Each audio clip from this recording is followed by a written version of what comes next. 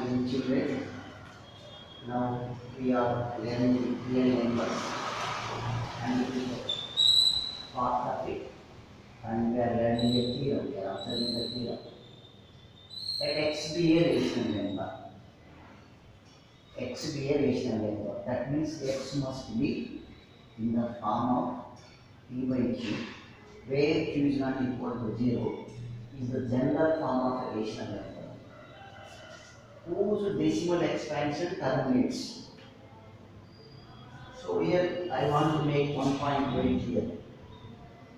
You must know what is meant by terminate. Ends. Terminate means ends there, ends it. So for example 1.5. So it is here it is ended. So this is called termination. So non-termination means 1.333 up to infinity. So it terminates. So if at all you want to convert a decimal fraction, a terminating decimal fraction, expansion terminates. When does it terminate? It is in the form of, then x can be expressed in the form of p by q, where p and q are co-primes. What is meant by co-primes? For example, you take prime numbers which are neighboring co-primes, whose the HCF of prime numbers is 1. What are the co-primes? For example, 2, 3, 5, 7. So 2 and 3 are co-primes, 3 and 5 are co-primes, 5 and 7 are co-primes. So co-primes and the prime factorization of q. What is q? Q is a denominator and this denominator must be factorized. Prime factorization.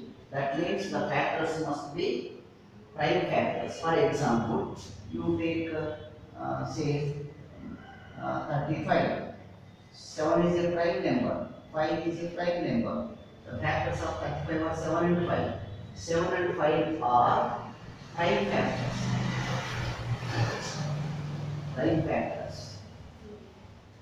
So, co-primes and the 5 factorization of q is of the form 2 to the power of n into 5 to the power of n. So, here you please try to observe this. So, this is related to the denominator. The factors of the denominator must be in this form. If the factors of denominator are 2 to the power of n and 5 to the power of n, so the decimal fraction or the decimal number which comes from this fraction terminates, ends, and they n and m are non-negative integers. So m and n must be non-negative. If it is positive, they should be non-negative. If it were to be negative, what happens? You see. For example, non-negative numbers 2 to the power of minus 2 into 5 to the power of minus 3. So this can be written as 1 whole divided by, so 2 square, 1 by 2 square into 1 by 5 cube. So fraction of a fraction reverse. It is 1 into 2 square by 1 into 5 cube by 1. So it goes to the numerator. You don't get a decimal fraction. So the condition is n and m must be non-negative integers. So I think this theorem is very clear. So let us take one example, so you can understand in a better manner. So here, for example, 25 by 2. One example, 2. It is 26 by 25. And third example, it is 3 by 8. So fourth one, it is 7 by 80. So let us see this. Now take the first one. So x is equal to 25 by 2. 25 by 2. So if you actually divide 25 by 2, let us see here. 25 by 2. 2 1 the 2. Remainder is 5. 2 2 the 4. Remainder is 1. So take this one. So 2 5 the 10. So it is equal to 12.5, where the decimal part is terminated, closed, no further expansion. No further expansion. Now, by observing this, let us see. So, instead of doing all these things, we can say directly.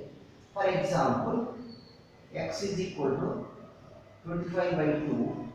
So, what is the power of 2? 1. 1 is a non-negative integer. But you don't have 5 to the power of n. You don't have 5 to the power of n. Do you know the basic principle of a fraction? Basic principle of a fraction. If a numerator and denominator are multiplied with the same number, the value doesn't change. So I want to multiply this fraction, numerator 5 and denominator 5. Do you have any objection? There is no change in its value by multiplying the numerator and denominator with this. So now here x is equal to 25 into 5 by 2 to the power of 1 into 5 to the power. See, if you observe, this is in this form. So whatever it may be, whatever may be the volume of the number, but it terminates, it ends, it doesn't repeat, it doesn't reoccur. So it terminates. Terminates. If you just simplify it further, this is enough. So we have already done it.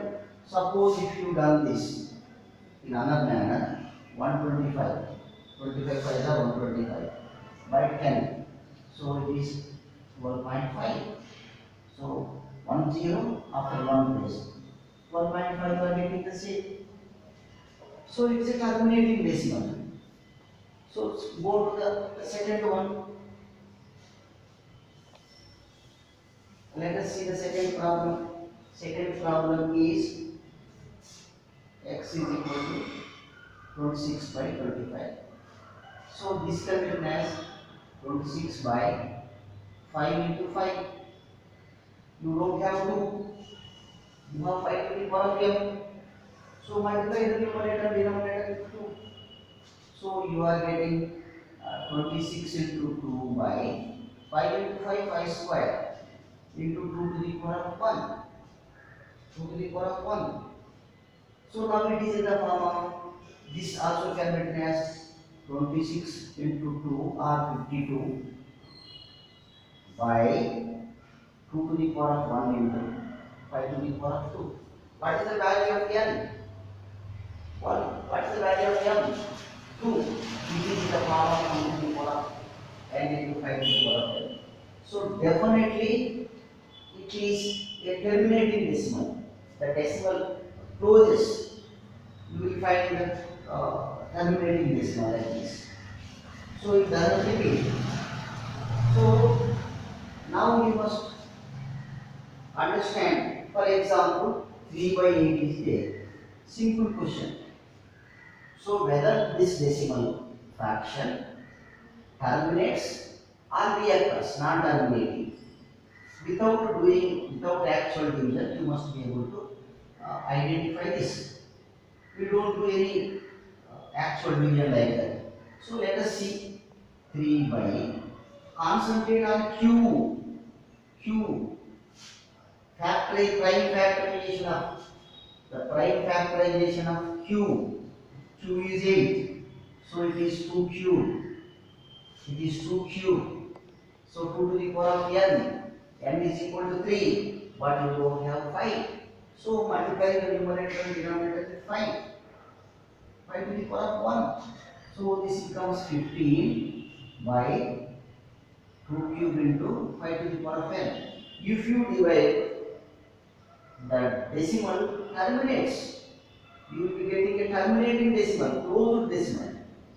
So by simply observing this, converting the denominator q in the form of 2 to the power of n into 5 to the 2 to the power of n into 5 to the power of n, we can decide whether the given fraction or given rational number is a non-terminating or terminating. So this is the way of calculating this. I think you might have understood this theorem to identify any rational number, whether it is a terminating decimal or non-terminating decimal. So non-terminating decimal is very clear. So I think this will be over.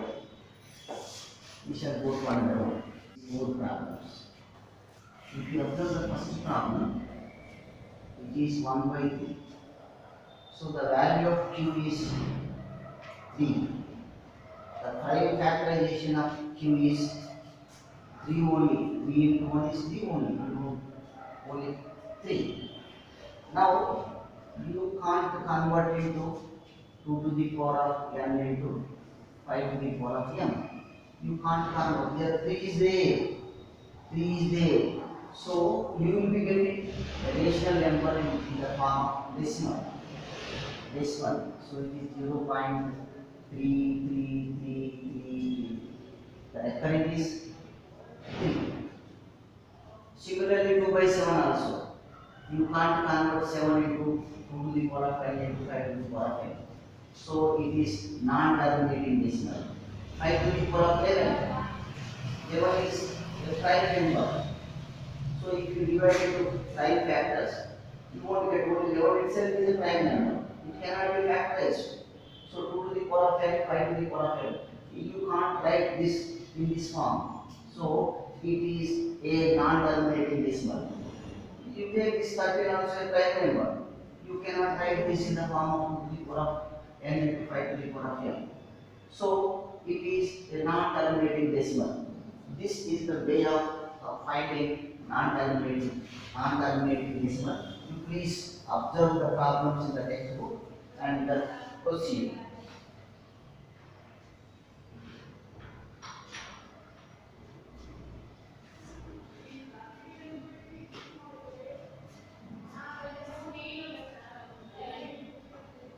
You take some more examples. One is 16 by 125 and second one is 35 by 32 and third one is 1000 by 81 and fourth one 41 by 75. So using the above theorem, without actual division, state whether the decimal form of the following rational numbers are terminating and non-terminating. So 125 can be factorized. 125 can be factorized. We have discussed the similar problems. 16 by 125. So this is 16 by 5 into 5 into 5 are the factors of 125. So this is 16 by, you are getting 5 cube. 5 cube. But 2 to the power of n is missing. 2 to the power of n is missing. So use the fundamental property of a fraction. Multiplying the numerator and denominator with the same number, the value doesn't change. So if you come like this, 16 to the 32, 5 cube into 2 to the power of 1. So in the, this can be further written as 32 by 2 to the power of 1 into 5 to the power of 3. It is in the form of 2 to the power of 10 into 5 to the power of 10. So it is a terminating decimal. The 16 by 125 rational number, 125 rational number is a terminating decimal. Terminating, suppose you take 35 by 32, 32, 35 by 32. What is the denominator? 32. What are the factors of 32? So 2 into 16, 2 into 8, 2 into 4, 2 into 2. So this is nothing but 35 by 2 to the power of 5. You don't have 5 to the power of formula. 5 to the power of formula. So what you should do is multiply the numerator and denominator with 5. That's enough. So 2 to the power of n into 5 to the power of n. So it is also a terminating decimal. Let us take this 1000 by 81. 1000 by, this is 3 to the power of 4. So you don't have this, it doesn't, cannot be converted into 2 to the power of n into 5 to the power of n. So you will be getting non-terminating decimal. This is a non-terminating decimal. This is a non-terminating decimal. So here 75, 75 is 41 by 15 into 5. So this is 41 by 3 into 5 into 5. So here you don't have, you have this one 41 by 3 to the power of n into 5 to the power of 3, 5 to the power of 2. So you have 5 to the power of m, but you don't have 2 to the power of n. So this cannot be converted into a terminating decimal. This is also a non-terminating decimal. So hope that you will understand how to observe and conclude whether the given fraction rational number is a terminating rational number or non-terminating rational number.